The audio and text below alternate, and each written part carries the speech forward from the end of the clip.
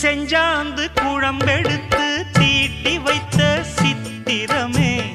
தென்பாண்டி கடல் குளித்து கொண்டு வந்த முத்தினமே, தொட்டாலும் கை மணக்கும் தென்பழனி சந்தனமே, தென்காசி தூரலிலே கண் விழித்த செண்பகமே, பெண்ணாக பிறந்த பல்லாக்கு நீயோ, ஈரேழு உலகில் ஈடாக யாரோ, நெஞ்சோடு கூடு கட்டி கூவும் குயிலோ, பாத கொலுசு பாட்டு பாடி வரும்